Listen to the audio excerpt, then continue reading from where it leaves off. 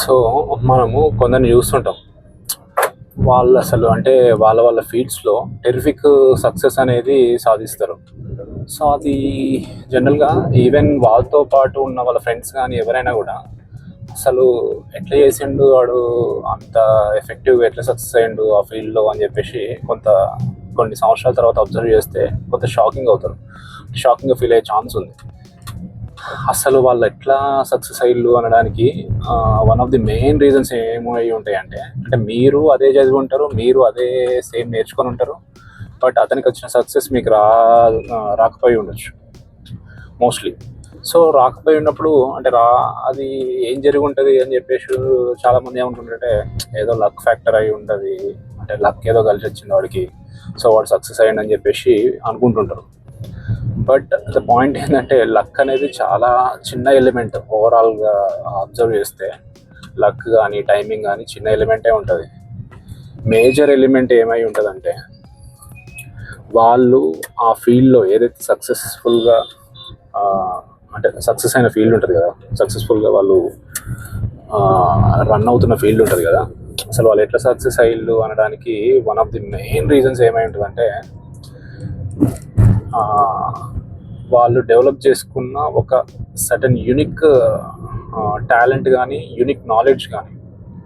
So అంటే అదే course చదివిన మిగతా వాళ్ళు సక్సెస్ కాకుండా అతనే ఎందుకు సక్సెస్ అయ్యిండు, లేదంటే అదే ఫార్మెట్లో మిగతా వాళ్ళు సక్సెస్ అవుతాము అనుకున్నా కూడా ఎందుకు కాలేకపోయిందంటే ఆ యూనిక్ టచ్ అనేది వాళ్ళు యాడ్ చేస్తారు దానికి. సో దానికి రీజన్ ఏంటంటే బేసిక్గా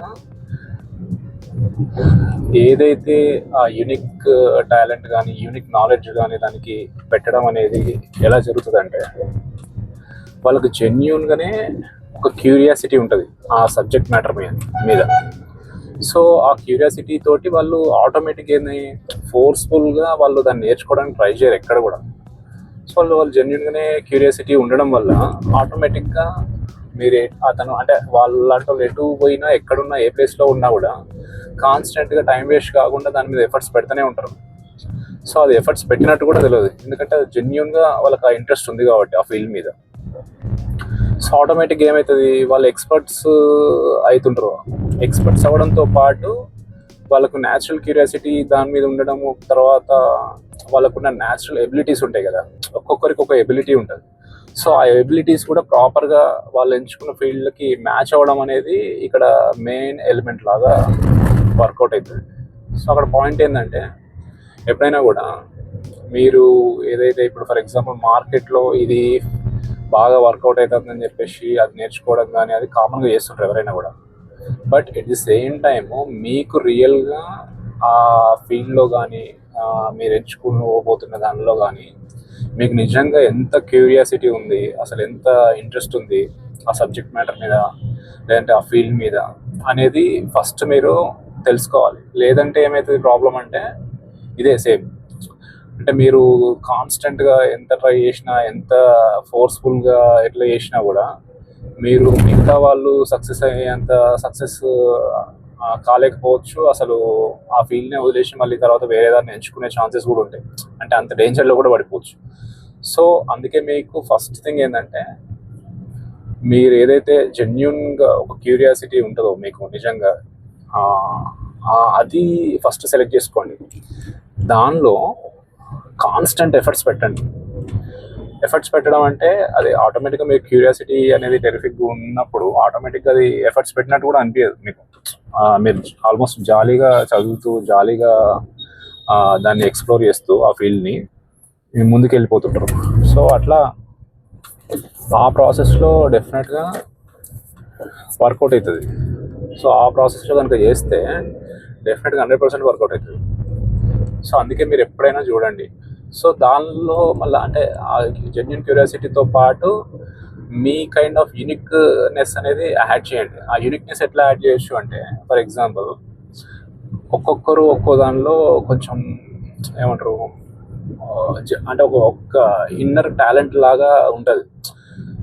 సో ఆ ఇన్నర్ టాలెంట్ ఏంటిది అనేది మీరు తెలుసుకోవడానికి పెద్ద కష్టమేం కాదు. మీరు ఫర్ ఎగ్జాంపుల్ ఇప్పుడు మీకు ఏ సబ్జెక్ట్ మీద చాలా ఇంట్రెస్టింగ్, చాలా గ్రిప్పింగ్ ఉంది అని తెలవడానికి మామూలుగా అబ్జర్వ్ చేసినా కూడా ఒక 1 month రికరెంట్గా అబ్జర్వ్ చేసినా కూడా అసలు ఏం చేస్తున్నారు మీరు అనేది కాన్స్టెంట్గా మీరు ఏదైతే ఎక్స్ప్లోర్ చేస్తున్నారో అంటే న్యాచురల్ క్యూరియాసిటీ తోటి ఆటోమేటిక్గా అది ఎక్కువ ఎక్స్ప్లోర్ చేసి ఉంటారు. ఫర్ ఎగ్జాంపుల్ కొందరికి సైకాలజీ మీద ఎక్కువ ఇంట్రెస్ట్ ఉంది అనుకుందాం. ఫర్ ఎగ్జాంపుల్ ఆటోమేటిక్గా అతను ఏం చేస్తాడు, కాన్స్టెంట్గా సైకాలజీ సంబంధించిన వీడియోస్ కానీ బుక్స్ కానీ లేదంటే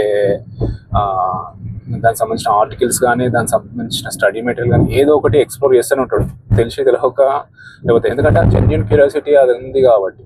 దానిలోనే ఏంది కొందరు చాలా ఎఫెక్టివ్గా జనాల్ని అండర్స్టాండ్ చేసుకోవచ్చు, లేదంటే ఆ సైకాలజీని హ్యూమన్ సైకాలజీలో జనరల్గా అబ్జర్వేషన్ అనేది చాలా ఇంపార్టెంట్. సో అట్లా జెన్యూన్గా వాళ్ళకి ఆ యూనిక్ టాలెంట్ ఉండొచ్చు, అబ్జర్వేషన్ స్కిల్స్ ఎక్కువ ఉండొచ్చు.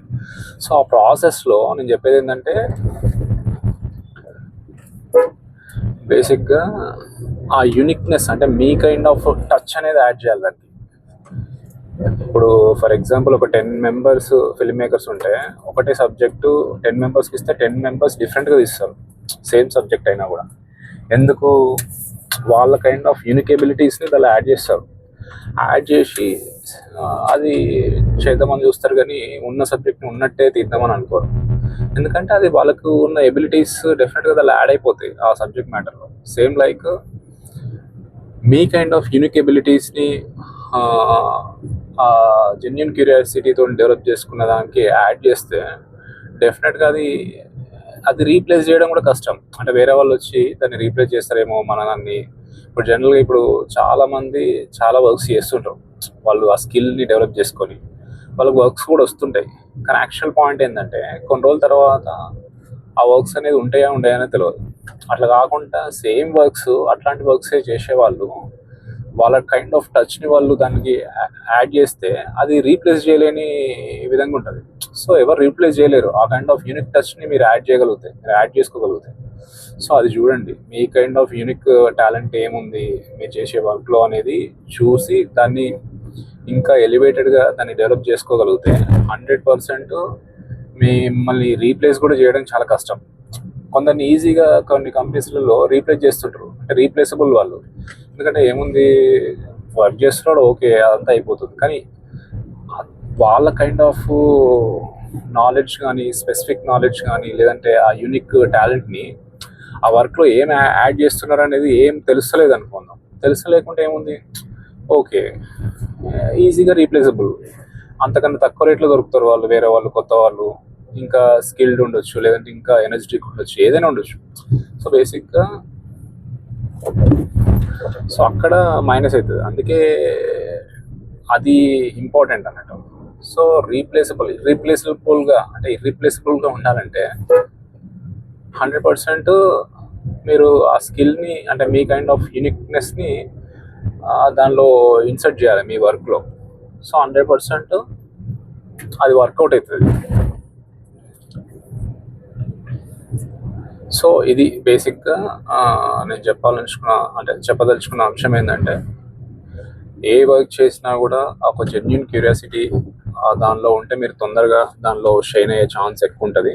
అట్లా కాకుండా ఫోర్స్ఫుల్గా ఏదో నేర్చుకుందాం, ఏదో ట్రై చేద్దామంటే మీరు ఎంత వర్కౌట్ చేద్దాం అనుకున్నా కూడా దానిలో మీరు హ్యాపీగా ఉండలేరు. అట్ ది సేమ్ టైం అంత హైట్స్ కూడా వెళ్ళలేరు. అట్లా కాకుండా జెన్యూన్ క్యూరియాసిటీతో పాటు మీ కైండ్ ఆఫ్ యూనిక్ టచ్ని దాన్ని యాడ్ చేయండి.